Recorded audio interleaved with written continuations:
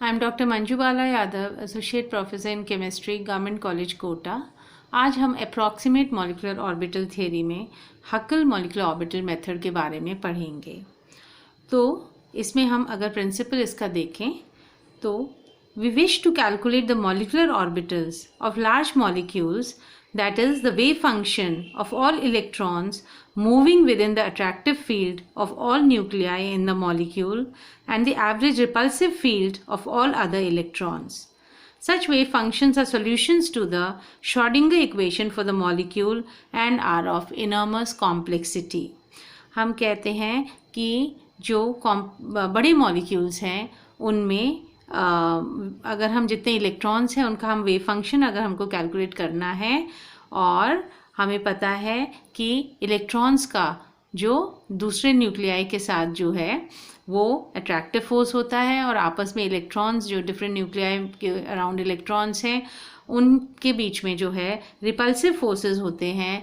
तो इनके लिए वेव फंक्शंस जो कि सॉल्यूशंस है श्रोडिंगर इक्वेशन के लिए मॉलिक्यूल के लिए, उसको कैलकुलेट करना बहुत कॉम्प्लेक्स हो जाता है।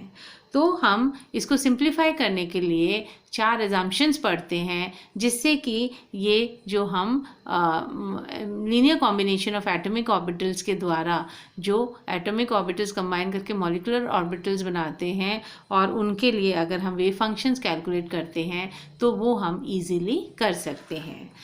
पर ये हमारा जो मेथड है एग्जैक्ट मेथड नहीं होता है, अप्रॉक्सीमेट मेथड है। और इसमें जो हम फर्स्ट एजम्पशन पढ़ते हैं वो हम कहते हैं कि जो मॉलिक्यूलर वेव फंक्शन है उसको हम अगर सेपरेट करें तो वो शाई ए और शाई पाई 2 तरह से हम देख सकते हैं। और हकल मॉलिक्यूलर ऑर्बिटल मेथड जो है वो शाई पाई वाला जो इशू है उसको पढ़ता है, that is the interaction of carbon 2pz atomic orbitals to form pi MOs. ठीक है, तो अगर हम इसको समझने की इथाइलिन मॉलिक्यूल लेके और कोशिश करें तो इथाइलिन मॉलिक्यूल में हमें पता है कि 2 कार्बन होते हैं, है ना, और दोनों कार्बन जो है sp2 हाइब्रिडाइज्ड होते हैं, यानी कि एक कार्बन के ऊपर जो है वो 3 hybridised orbitals 3 sp2 hybridised orbitals होते हैं जो कि 2 हाइड्रोजन और 1 कार्बन के साथ सिग्मा बॉन्ड बना लेते हैं। और दोनों कार्बन के ऊपर जो है एक अनहाइब्रिडाइज्ड p ऑर्बिटल होता है जो कि आपस में मिलकर पाई बॉन्ड बनाते हैं।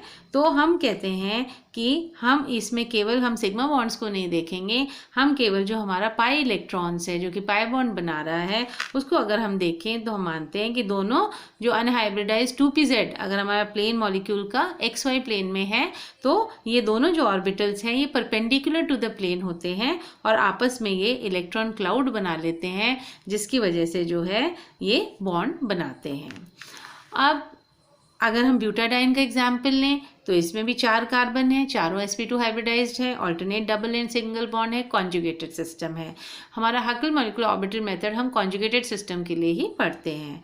तो यहाँ पर भी 4 जो आपके अनहाइब्रिडाइज्ड 2pz ऑर्बिटल है परपेंडिकुलर टू द प्लेन वो आपस में मिलकर जो है इलेक्ट्रॉन क्लाउड्स बना लेते हैं 4 पाई इलेक्ट्रॉन्स।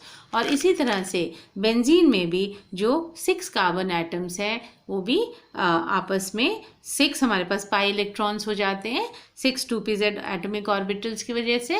तो वो हमको जो है क्या दे देते हैं, एक इलेक्ट्रॉन ऑल्टरनेट जो आपका सिंगल एंड डबल बॉन्ड है उस पर इलेक्ट्रॉन क्लाउड बना लेते हैं और डीलोकलाइज हो जाते हैं।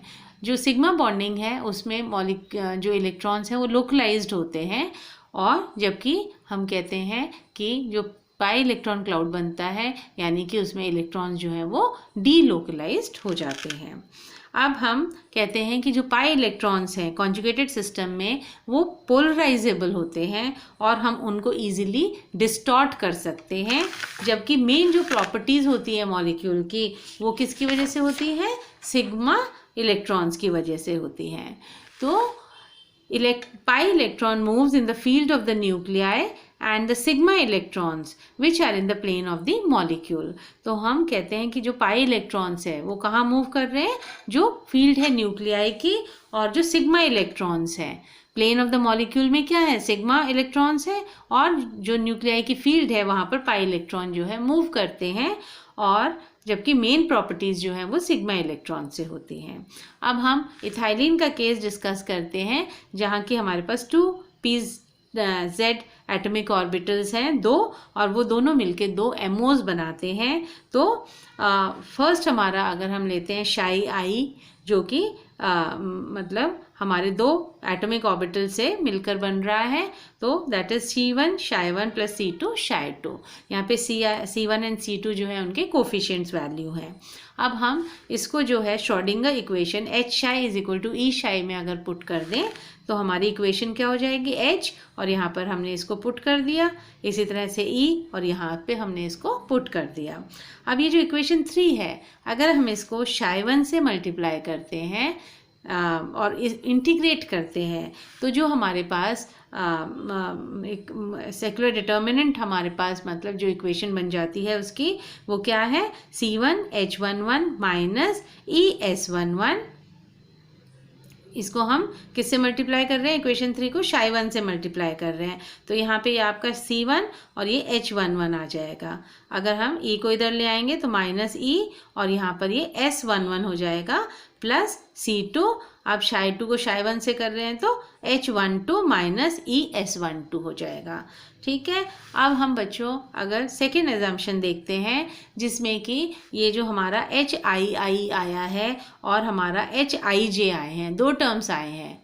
ठीक है। तो जो सेकेंड एजम्पशन है वो हम सेम HII को पढ़ते हैं जिसमें, और उसको हम कूलम इंटीग्रल बोलते हैं, और इसमें हम कहते हैं कि it represents the energy of an electron in the field of its own nucleus. जिस न्यूक्लियस के अराउंड जो इलेक्ट्रॉन है उसमें उसकी एनर्जी क्या होगी वो कूलम इंटीग्रल हमको बताता है ना। तो this term represent the energy of an electron in the carbon 2pz orbital.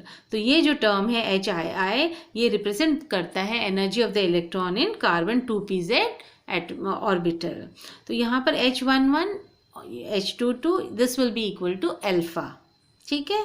और हमारा जो HII है वो किसके बराबर होता है, शाई H शाई डी टाउ के इंटीग्रल से हमको इसकी वैल्यू जो है मिलती है। अब अगर हम सेकेंड केस ले रहे हैं HIJ, जिसमें I और J नॉट इक्वल हैं अगर, तो यहाँ पर energy of electron I in the field of J nucleus और the interaction between atomic orbitals I and J। तो यहाँ पर हम किसकी एनर्जी ले रहे हैं, कौन से इलेक्ट्रॉन की, I इलेक्ट्रॉन की इन the field of J nucleus. Nucleus जो है वो हमारा J न्यूक्लियस जो है उसके बीच में, और जो इलेक्ट्रॉन I है उनके बीच में जो इंट्रैक्शन होगा या interaction between atomic orbitals I and J होगा, उसको हम रेजोनेंस इंटीग्रल बोलते हैं। तो इसमें हम 2 तरह से पढ़ते हैं, HIJ और बिटवीन एडजेसेंट बॉन्ड्स, है ना, एडजेसेंट जो सिग्मा बॉन्डेड है, और नॉन एडजेसेंट IJ के लिए पढ़ते हैं, तो वहाँ पर ये 0 हो जाता है, और एडजेसेंट के लिए HIJ is equal to beta हो जाता है। ठीक है। तो हमने एक एनर्जी तो क्या पढ़ी, जब जो न्यूक्लियस जिसके पास इलेक्ट्रॉन है उसी की उससे रिलेटेड एनर्जी, और एक हमने जो दूसरा आपका न्यूक्लियस है उसमें उसकी एनर्जी रिलेशन को देखा है, वो रेजोनेंस इंटीग्रल है। तो इस तरह से हम HIJ फॉर एडजेसेंट बॉन्ड्स और नॉन एडजेसेंट बॉन्ड्स पढ़ते हैं। तो इसकी वैल्यू बीटा और 0 आती है।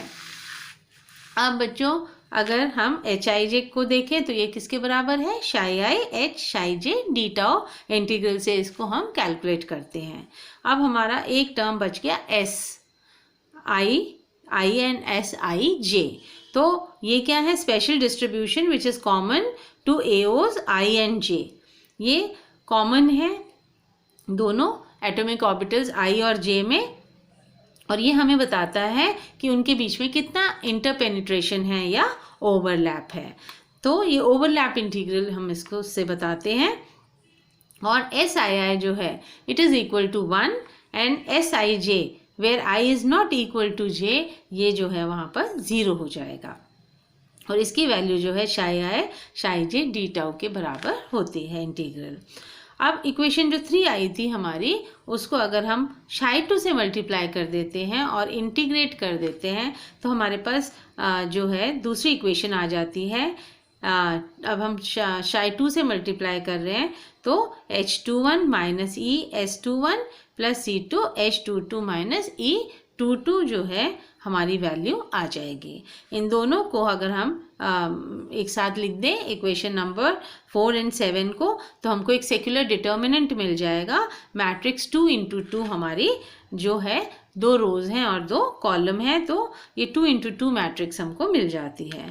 या हम सिंपली इसको इस तरह से लिख सकते हैं, जो हमारे कोफिशिएंट्स हैं उनको हम अलग लिख देते हैं। तो बच्चों हमने देखा कि हमारे जो डिफरेंट एजम्पशंस थे उससे हमको ये जो डिटर्मिनेंट है सेक्युलर डिटर्मिनेंट अपना, इसको सॉल्व करने में मदद मिलेगी। यहाँ पर एच आई आई जो है वो अल्फा के बराबर है कूलम इंटीग्रल, एच आई जे जो है वो बीटा के बराबर है रेजोनेंस इंटीग्रल, और अगर वो एडजेसेंट बॉन्ड्स में है, और अगर नॉन एडजेसेंट में है तो H I J is equal to 0, और इसी तरह से S I I is equal to 1 and S I J is equal to 0। ठीक है, तो इससे अगर हम इसको सॉल्व करने की कोशिश कर रहे हैं तो यहाँ पे क्या आ जाएगा, अल्फा माइनस ई एस तो 1 हो गया, इसकी वैल्यू 1 हो गई तो माइनस ई, फिर ये H12 है आपका, है ना, तो ये किसके बराबर हो जाएगा, बीटा के बराबर हो जाएगा। S12 जो है वो 0 हो जाएगा तो केवल बीटा रह जाएगा। इसी प्रकार से हमारा H21 जो है वो क्या है, बीटा है, और H22 जो है वो अल्फा माइनस ई हो जाएगा। ठीक है, अब अगर हम इसको बीटा से डिवाइड कर दें तो हमारे पास alpha minus E divided by beta 1 alpha minus E divided by beta रह जाएगा। और अगर हम alpha minus E divided by beta को x के बराबर रख दें तो x1 1x into C1 C2 हमारे पास आ जाता है। अब हम बच्चों ये जो हमारा मैट्रिक्स है इसको अगर हम सॉल्व करते हैं, इसका सोल्यूशन निकालते हैं, तो हमारे पास इसका सोल्यूशन क्या हो जाता है, x² minus 1 is equal to 0। अब हम कह रहे हैं कि जो इसका ट्रिवियल सोल्यूशन है it gives both wave function coefficient equal to 0, और जो इसका नॉन ट्रिवियल सोल्यूशन है उसको हम डिटरमाइन करते हैं by solving the secular determinant. तो हमारा x² minus 1 is equal to 0, तो x is equal two plus minus 1। अब हमने जो है x किसके बराबर रखा था, alpha minus e upon beta के बराबर। इसको सॉल्व करते हैं, alpha minus e is equal to x beta minus e is equal to x beta minus alpha, e is equal to x minus alpha minus x beta. तो हमारे पास जो value आ जाएगी वो क्या हो जाएगी, अल्फा माइनस एक्स हमारा plus minus हो सकता है ना, तो इनटू बीटा, तो हमारे पास alpha plus minus beta value आ जाती है।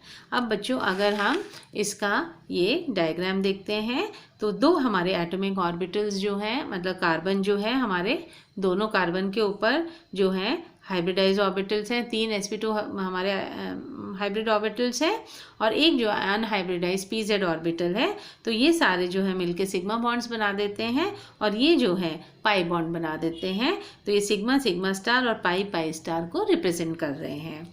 अब यहाँ पर अगर हम एनर्जी लेवल डायग्राम देखते हैं तो इसमें हम देखते हैं कि हमारे पास क्योंकि 2 पाई इलेक्ट्रॉन्स है तो यहाँ पर जो लोएस्ट जो आपका पाई है, पाई उसमें 2 इलेक्ट्रॉन्स हो जाएंगे और पाई स्टार एंटी बॉन्डिंग जो है वेकेंट हो जाएगा। तो ये हमारा क्या हो जाएगा, this is highest occupied molecular orbital and this is lowest unoccupied molecular orbital। तो highest occupied molecular orbital जो है वो हमारा इस प्रकार से दोनों जो हैं सेम उसमें होंगे, फेज में होंगे और इस तरह से ये क्लाउड जो है वो बना लेंगे, ओवरलैप कर लेंगे। जबकि हमारा जो ऊपर वाला पाई स्टार है वो अनऑक्यूपाइड है और that is the lowest unoccupied molecular orbital. यहाँ पे जो है हमारे ये एक नोड आ जाएगा जिसके कारण वो ओवरलैप नहीं करेंगे और यहाँ पर जो कोफिशिएंट्स की वैल्यू है वो C1 C2 नीचे वाले केस में दोनों C1 C2 के बराबर हो जाएगा 0.707 और 0.707, जबकि इस केस में ये पॉजिटिव होगा और ये नेगेटिव होगा, पॉजिटिव 0.707 और माइनस 0.707, और इलेक्ट्रॉन जो है केवल यहीं पर है। तो हमारी जो एनर्जी होगी वो नीचे जो हमारा पाई मॉलिक्यूलर ऑर्बिटल है उसके लिए 2 into alpha plus beta, 2 electrons हैं तो 2 अल्फा प्लस 2 बीटा हमारी जो है एनर्जी, उसके लिए 2 पाई इलेक्ट्रॉन्स जो है वो, क्योंकि बॉन्डिंग इसमें पाई ऑर्बिटल मॉलिक्यूलर ऑर्बिटल में है। तो इस तरह से बच्चों हम जो है देखते हैं कि किस प्रकार से जो हमारे पाई ऑर्बिटल्स हैं, है ना, उसमें जो इलेक्ट्रॉन्स हैं वो किस प्रकार से अपने न्यूक्लियाई और जो नेबरिंग न्यूक्लियाई हैं उनके बीच में जो है वो मूवमेंट करते हैं, और किस तरह से उनका जो है ओवरलैप होता है, और किस तरह से हमको एटॉमिक ऑर्बिटल से मॉलिक्यूलर ऑर्बिटल्स मिलते हैं। Thank you.